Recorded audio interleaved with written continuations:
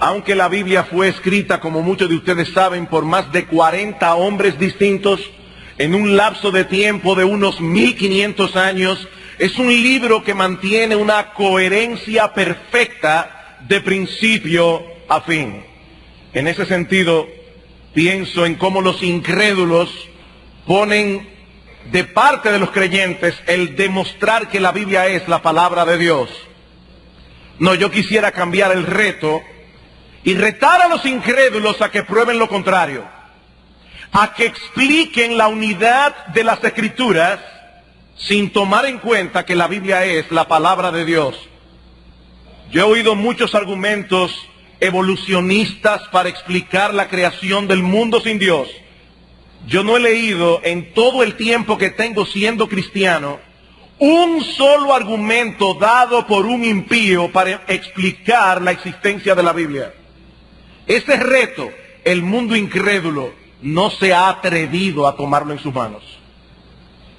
Y es que este libro no se puede explicar sin su inspiración. Sin su inspiración.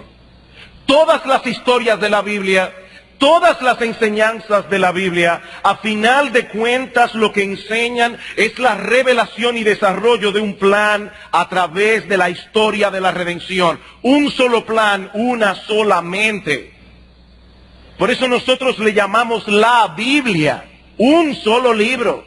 Porque todos los autores humanos que intervinieron en la confección de los libros que componen la Biblia, lo hicieron bajo la guía y dirección infalible del Espíritu de Dios. Fueron inspirados por el Espíritu Santo para revelar al hombre la verdad.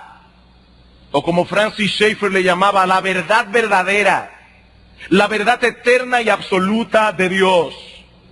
Y un ejemplo de esta unidad y coherencia de las Escrituras lo encontramos precisamente en ese salmo que leímos esta mañana, el Salmo 87. Un salmo que no puede ser comprendido a plenitud sin la información provista en el Nuevo Testamento, luego de la venida de nuestro Señor Jesucristo y de la obra redentora en la cruz del Calvario. Este poema está dividido en 3 estrofas, divididos por la palabra Selah. Lo pueden ver en el final del versículo 3, al final del versículo 6. Esta palabra Selah significa suspensión y probablemente indicaba una pausa en la música que servía al acompañamiento del salmo. En la primera estrofa, los versículos 1 al 3, se describe a Sión como una ciudad escogida. En la segunda estrofa, versículos 4 al 6, Dios mismo señala la sorprendente composición étnica y racial de sus ciudadanos. Y en la tercera estrofa, en el versículo 7, se registra el comentario de sus habitantes, que consideran a Sión como una fuente inigualable de deleite y de gozo. Leamos una vez más la primera estrofa, los versículos 1 al 3. Su cimiento está en el monte santo, ama Jehová las puertas de Sión, más que todas las moradas de Jacob. Cosas gloriosas se han dicho de ti, ciudad de Dios. Antes de entrar a considerar el significado de esta primera estrofa del Salmo, yo quisiera resaltar el hecho de que esta ciudad que el salmista está describiendo aquí no puede limitarse únicamente al lugar geográfico que hoy conocemos como Sión. Es decir, el monte donde se encuentra ubicada la ciudad de Jerusalén, donde una vez estuvo en pie el gran templo de Salomón. Como veremos en un momento, lo que el salmista está señalando es el lugar que Dios escogió como centro de operaciones para esparcir su conocimiento en el mundo. El establecimiento de Sión jugó un papel importantísimo en el cumplimiento de la promesa que Dios le hizo a Abraham. En Génesis capítulo 12, versículo 3, serán benditas en ti todas las familias de la tierra. Es por eso que en el Nuevo Testamento se menciona a Sión como una figura de la iglesia, en Hechos capítulo 12, versículo 22. Porque la iglesia es una clara manifestación de que Dios hizo lo que le prometió a Abraham. Todo el mundo ha sido bendecido por este Mesías que descendió de Abraham y que trajo salvación a hombres y mujeres de todas las naciones bajo el cielo. Y si no tenemos esto en mente, no podremos comprender lo que el salmista está describiendo aquí. Más que una ciudad, este es el centro de operaciones escogido por Dios para establecer en el mundo la verdadera religión, teniendo como centro la persona y la obra de nuestro Señor Jesucristo. Una profecía similar a la que encontramos en el Salmo 87, la tenemos en el libro de Isaías, capítulo 2, versículos 2 al 4. Por cierto, un texto que ha sido esculpido en el edificio de las Naciones Unidas. Dice este pasaje: acontecerá en los postreros de los tiempos que será confirmado el monte de la casa de Jehová como cabeza de los montes, y será exaltado sobre los collados, y correrán a él todas las naciones. Y vendrán muchos pueblos y dirán: venid y subamos al monte de Jehová, a la casa del Dios de Jacob, y nos enseñará sus caminos, y caminaremos por sus sendas, porque de Sión saldrá la ley, y de Jerusalén la palabra de Jehová. Y juzgará entre las naciones, y reprenderá a muchos pueblos. Y aquí la razón por lo que las Naciones Unidas esculpieron este texto allí. Dice: volverán sus espadas en rejas de arado y sus lanzas en hoces. No alzará espada nación contra nación, ni se adiestrarán más para la guerra. Esa es la gran aspiración humana, la paz mundial. El problema es que los hombres han pretendido forjar ellos mismos ese paraíso terrenal, sin la intervención de Dios. Pero mis hermanos y amigos, tal cosa es sencillamente imposible. Si algún día reinará la paz en el mundo, pero no será por el esfuerzo de las Naciones Unidas, sino por el triunfo final de ese reino que Dios introdujo en la historia humana, cuyo centro de operaciones fue establecido originalmente en Sión, el monte de Sión. Por eso el salmista le llama el monte santo. No es que Dios lo escogió por ser santo, es que ese monte es santo porque Dios lo escogió. ¿Y qué nos dice el salmista acerca de esta ciudad tan peculiar que fue establecida allí? Bueno, en primer lugar, que Dios mismo puso el cimiento de ella. Dios mismo puso el cimiento de ella. El Salmo comienza en una forma muy abrupta. Su cimiento está en el monte de Sión. Y uno se pregunta, ¿el cimiento de quién? Bueno, el cimiento de Dios. Dios mismo puso allí ese cimiento. Y es probable que el autor de la carta a los Hebreos hubiese tenido este texto en mente cuando escribe en Hebreos capítulo 11, versículo 10, que Abraham habitó como extranjero en la tierra prometida porque él esperaba la ciudad que tiene fundamento, cuyo arquitecto y constructor es Dios. De alguna manera, Abraham entendió que lo que Dios le estaba prometiendo no se limitaba únicamente a un pedazo de tierra en el Medio Oriente. Él entendió que el alcance de esta promesa era mucho mayor. Ahora, el punto que el salmista enfatiza en el Salmo 87 es que esta ciudad está bien fundada, porque su fundamento fue colocado por Dios mismo. Y ese fundamento asegura la estabilidad, la indestructibilidad de la ciudad de Sión. A través de la historia, esa ciudad de Dios ha sido perseguida. Esta ciudad de Dios ha sido sometida a los más duros ataques intelectuales y todavía es así. Se le ha tratado de corromper desde adentro a través de falsas doctrinas. Pero ¿saben qué, mis amados hermanos? Nada, absolutamente nada, ha podido frenar el avance de la obra de Dios en el mundo. Y nada la frenará.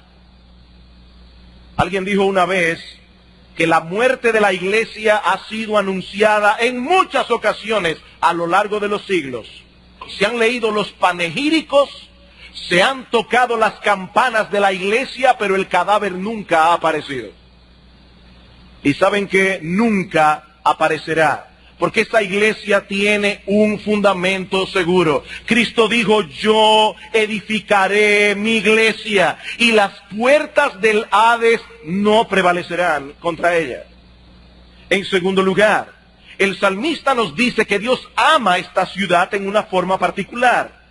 Dice, su cimiento está en el Monte Santo. Ama a Jehová las puertas de Sión más que todas las moradas de Jacob.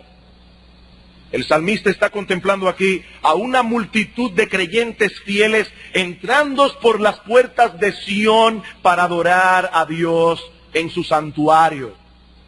Y nos dice que Dios se deleita más contemplando esa multitud reunida en armonía para adorarle a Él, que lo que Él se deleita cuando contempla a todos esos creyentes fieles adorándole y sirviéndole en sus moradas individuales.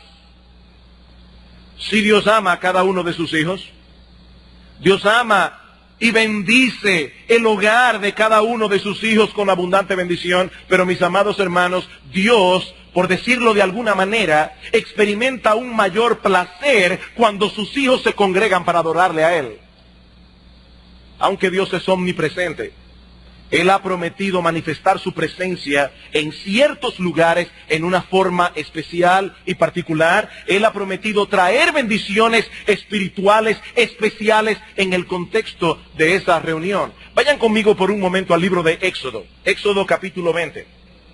Después de dar los 10 mandamientos, dice Dios en el versículo 24, altar de tierra harás para mí y sacrificarás sobre él tus holocaustos y tus ofrendas de paz, tus ovejas y tus vacas. Y ahora noten, en todo lugar donde yo hiciere que esté la memoria de mi nombre, vendré a ti y te bendeciré. Mis hermanos, ¿qué les recuerda esta terminología? En todo lugar donde yo hiciere que esté la memoria de mi nombre, vendré a ti y te bendeciré. ¿Cuál es la promesa de Jesús en el Nuevo Testamento? Donde estén 2 o 3 congregados en mi nombre, he aquí yo estaré en medio de ellos. Vendré a ti y te bendeciré.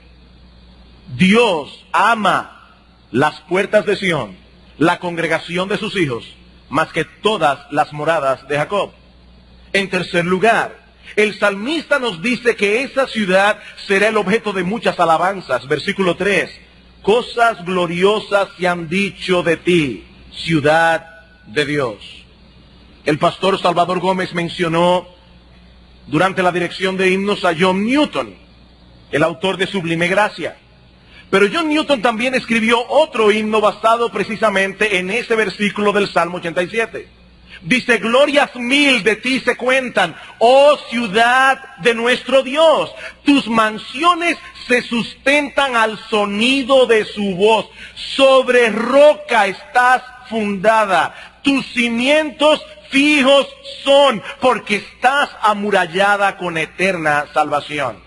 Ahora, lo que el pastor Salvador Gómez no mencionó es que John Newton fue un borracho, un hombre que estuvo involucrado en el tráfico de esclavos en el siglo XVIII, pero él experimentó en su propia vida el poder de esta ciudad de Dios en operación. Dios lo transformó y este hombre podía decir, cosas gloriosas se cuentan de ti, oh ciudad de Dios. Pero este salmo no solamente presenta a Sión como una ciudad escogida, sino también como una ciudad compuesta de una ciudadanía sorprendente. Una ciudadanía sorprendente. Versículo 4 al 6. Yo me acordaré de Rahab y de Babilonia entre los que me conocen. He aquí Filistea y Tiro con Etiopía, este nació allá. Y de Sión se dirá, este y aquel han nacido en ella. Y el Altísimo mismo la establecerá. Jehová contará al inscribir a los pueblos, este nació allí. Noten, mis hermanos y amigos, que el que habla ahora no es el salmista, sino Dios. Dios mismo, quien resalta 3 características muy peculiares de los ciudadanos de Sión. En primer lugar, que estos provienen de diversas naciones. De diversas naciones. Y aunque se mencionan 5 en particular, esta lista representa un universo mucho más amplio. La primera nación que se menciona es Rahab. que en este caso no se refiere a aquella mujer que guardó a los espías en su casa cuando fueron enviados a espiar la tierra de Jericó en Josué capítulo 2. No, la palabra Rahab significa fanfarrón. Y en la Biblia es usada, por ejemplo, en Isaías capítulo 51, versículos 9 al 10, para referirse a la nación de Egipto, situada al sur de Israel. La segunda nación es Babilonia, el gran poder del este.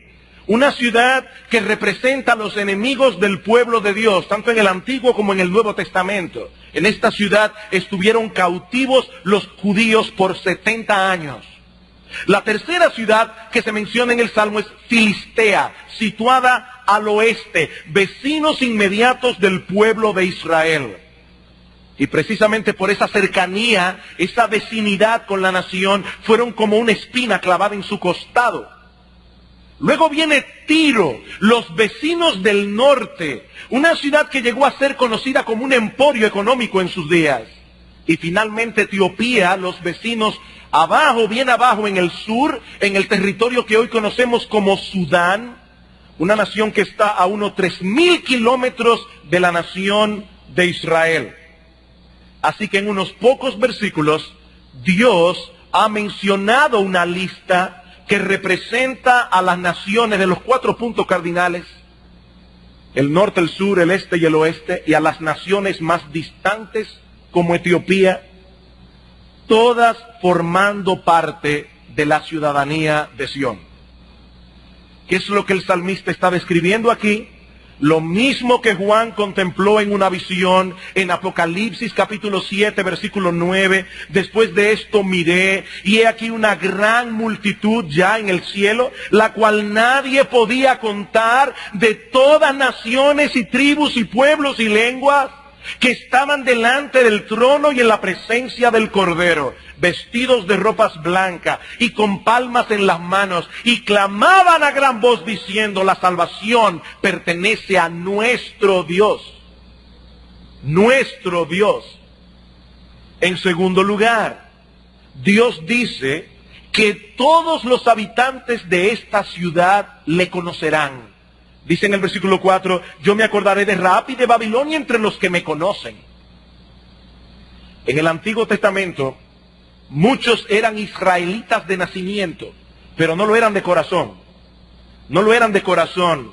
No tenían una relación real con el Dios de Israel. Por eso es que Pablo dice en Romanos capítulo 9, versículo 6, que no todos los que descienden de Israel son israelitas. Pero ese no es el caso de aquellos que habrían de ser ciudadanos de Sión. Todos ellos disfrutarán de una relación de amor con el Dios vivo y verdadero. Porque todos ellos serían beneficiarios del nuevo pacto, un pacto que entró en vigencia cuando Cristo nuestro Señor murió en la cruz del Calvario. Vayan conmigo a Jeremías capítulo 31. Jeremías capítulo 31, donde el profeta habla de ese nuevo pacto, y escuchen cómo Jeremías lo presenta, versículo 31 del capítulo 31. He aquí que vienen días, dice Jehová, en los cuales haré nuevo pacto con la casa de Israel y con la casa de Judá, no como el pacto que hice con sus padres el día que tomé su mano para sacarlos de la tierra de Egipto, porque ellos invalidaron mi pacto, aunque yo fui un marido para ellos, dice Jehová. Pero este es el pacto que haré con la casa de Israel después de aquellos días, dice Jehová. Daré mi ley en su mente, la escribiré en su corazón, y yo seré a ellos por Dios, y ellos me serán por pueblo. Y ahora escuchen, y no enseñará más ninguno a su prójimo, ni ninguno a su hermano, diciendo: conoce a Jehová, porque todos me conocerán. Desde el más pequeño de ellos hasta el más grande, dice Jehová, porque perdonaré la maldad de ellos y no me acordaré más de sus pecados. Todos ellos me conocerán. Sí hay hipócritas en la iglesia.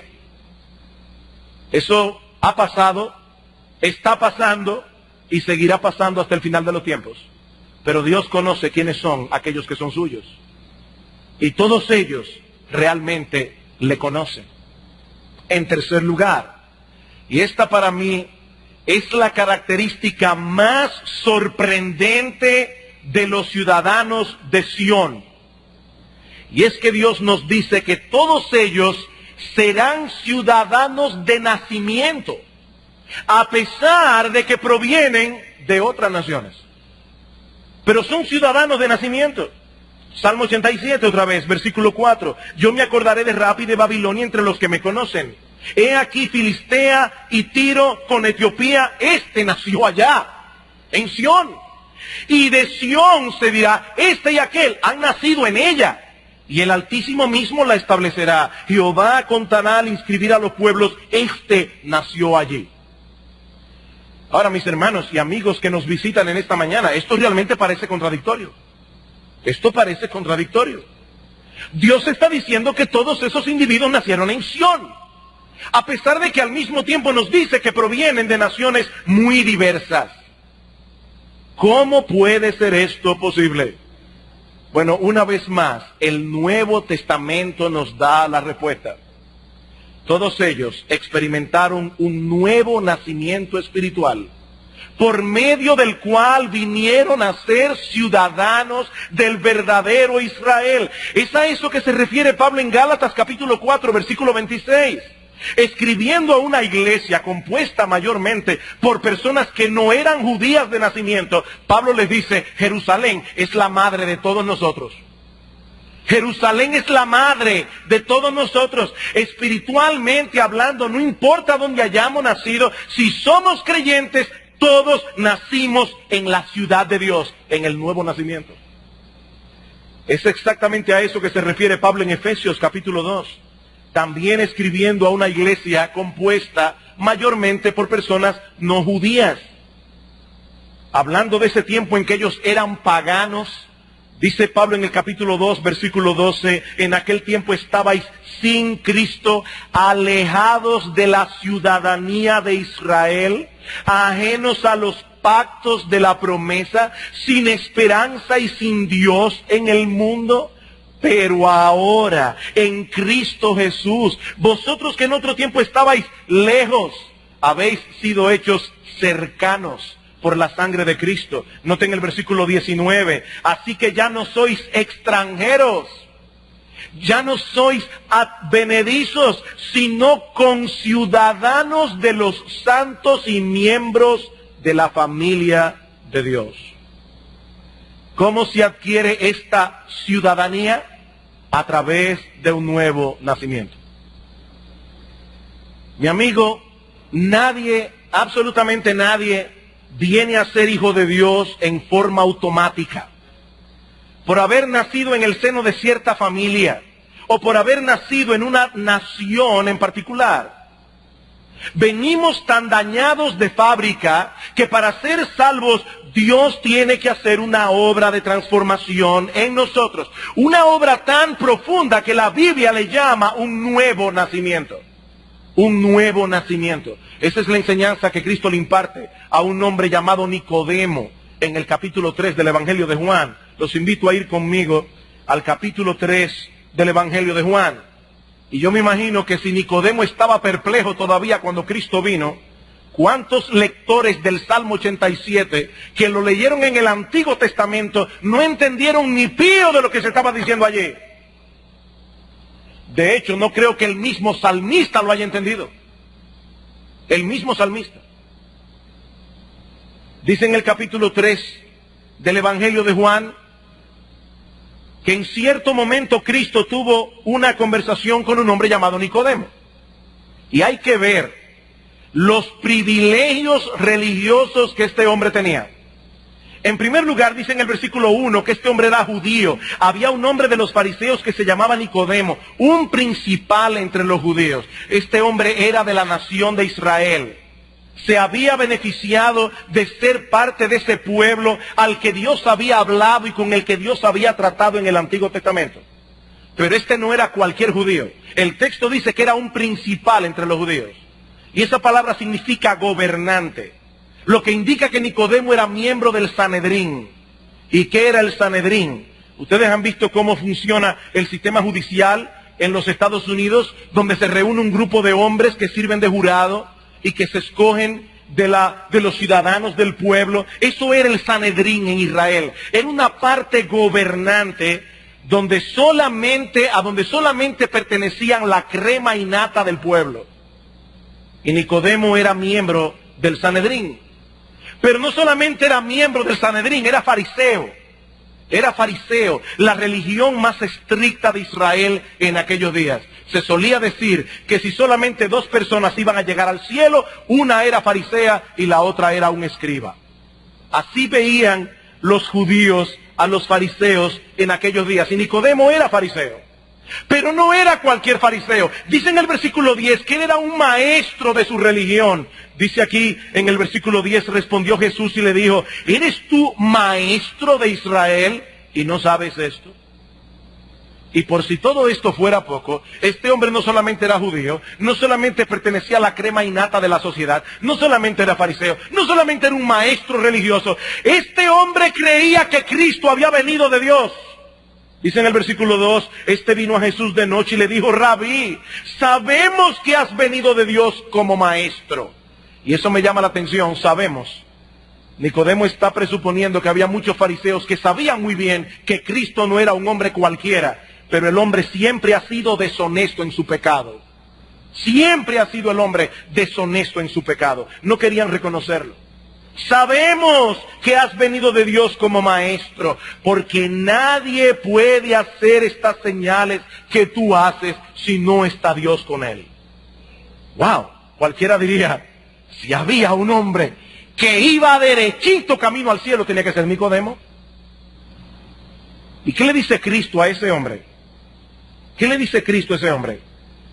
Respondió Jesús, versículo 3, y le dijo, de cierto te digo, Nicodemo, que el que no naciere de nuevo no puede ver el reino de Dios. Y en el versículo 5 respondió Jesús, de cierto te digo a ti. Ahora esto no es una declaración general. Te estoy diciendo a ti, Nicodemo, que el que no naciere de agua y del Espíritu no puede entrar en el reino de Dios. Mi amigo, no existe un solo ser humano que pueda ser salvo sin experimentar primero esta obra de transformación divina. No importa si tú eres evangélico, no importa si tú eres católico romano, no importa si tú eres un líder en tu religión. Te estoy diciendo, mi amigo, que el que no nace de nuevo no puede ver el reino de Dios. No puede ver el reino de Dios. Dios tiene que parirte otra vez para venir a formar parte de su pueblo. Dios tiene que renovar tu mente. Dios tiene que renovar tu corazón. Dice Pablo en 1 Corintios capítulo 2, versículo 14, que el hombre natural, es decir, el hombre que no ha nacido de nuevo, el hombre que no ha sido regenerado, ese hombre natural no entiende las cosas que son del Espíritu de Dios. Para él son locura. Y esa palabra griega moría suena muy bonita como locura, pero significa literalmente estupidez, imbecilidad. Así ven los hombres no regenerados la palabra de Dios. Las cosas que son del Espíritu de Dios no las pueden entender. ¿Por qué? Porque están ciegos, porque están muertos espiritualmente. No tienen sensibilidad espiritual. Por eso nadie puede ser salvo sin nacer de nuevo. Un hombre puede ser religioso sin nacer de nuevo, pero no puede ser ciudadano de Sión sin nacer de nuevo. Y eso es precisamente lo que el salmista nos está mencionando aquí, o Dios a través del salmista. Todos estos ciudadanos de Sión provienen de trasfondos étnicos y raciales distintos, pero todos han experimentado el poder de la obra salvadora de Cristo, que se esparció desde Sión a los cuatro puntos cardinales de la tierra. Pero ese mismo Dios les confirió el honor de inscribirles en su registro de ciudadanía. Dice en el versículo 6 del Salmo 87, Jehová contará al inscribir a los pueblos. Este nació allí. Este nació allí. Alguien dice que el salmista está aquí como mirando por encima de los hombros de Dios, figuradamente, claro, para ver lo que él está escribiendo. ¿Y qué ve? A Dios inscribiendo en el libro de la vida el nombre de todos los que realmente son ciudadanos de Sión. Finalmente, el Salmo concluye de la misma forma abrupta como comienza, describiendo a Sión como fuente de gozo y de deleite. Versículo 7, y cantores y tañedores en ella dirán, todas mis fuentes están en ti. Todas mis fuentes están en ti. He aquí el comentario de los habitantes de Sión. Todas mis fuentes. Y esa palabra fuente significa manantial. Un manantial que llena de gozo y de deleite a los habitantes de la ciudad. El salmista parece estar contemplando aquí a todos los redimidos en una gran procesión triunfante, con los músicos delante, los cantores detrás, todos alabando a Dios por todas las bendiciones que disfrutamos como ciudadanos de Sión. Queridos hermanos, independientemente de las situaciones por las que podamos estar atravesando en estos momentos, cada uno de nosotros que por la gracia de Dios somos ciudadanos de su pueblo, tenemos todos los motivos del mundo para celebrar en su presencia una fiesta de adoración. Cristo murió por nosotros en la cruz del Calvario. Por nosotros. Todos nuestros pecados fueron perdonados. Ya no tenemos que buscar excusas psicológicas para lidiar con la carga de nuestra conciencia. No necesitamos ese tipo de terapia. Porque nuestras conciencias han sido purificadas por la sangre de nuestro Salvador. Por medio de Cristo somos hijos del Dios Todopoderoso, coherederos con Él de la gloria eterna. Por eso es que dice Pablo en Romanos capítulo 8, versículo 18, que las aflicciones del tiempo presente no son comparables con la gloria que en nosotros ha de manifestarse. Sí, de este lado de la eternidad tendremos que enfrentar muchas tribulaciones y dificultades. Cristo mismo dijo, en el mundo tendréis aflicción, pero no son comparables. No son comparables, dice Pablo, con la gloria que nos espera. Y mientras tanto, recibimos de Él cada día la gracia que necesitamos para seguir corriendo con paciencia la carrera que tenemos por delante. ¿Por qué? Porque las fuentes de Dios están abiertas para todo el que quiera beber de sus aguas. Por eso es que en el himno que citamos hace un momento dice John Newton, ved los ríos de agua viva que por las praderas van, su belleza nos cautiva, nuestra sed apagarán. Con sus aguas, ¿quién desmaya en la senda terrenal? Pues la paz con Dios se halla cual sus aguas en raudal. Ahora no olvides, mi hermano, que Dios ha reservado la crema de sus bendiciones para derramarla sobre su pueblo en el contexto de sus asambleas de adoración. Ama Jehová las puertas de Sión, más que todas las moradas de Jacob. Algo especial ocurre aquí cuando su pueblo se reúne para adorarle. Algo, mis hermanos, que no ocurre en ningún otro lugar, que no ocurre en ningún otro contexto. Si quieres beneficiarte plenamente de ese manantial de agua que calma nuestra sed, no te alejes de esa fuente. No te alejes de esa fuente. Y tampoco vengas a este lugar con una actitud y un corazón ritualista y mecánico. No es que la sed se te va a pagar por estar aquí, simplemente por estar aquí. No, mi hermano, es el disfrute de la presencia misma de Dios lo que realmente puede calmar la sed de nuestras almas.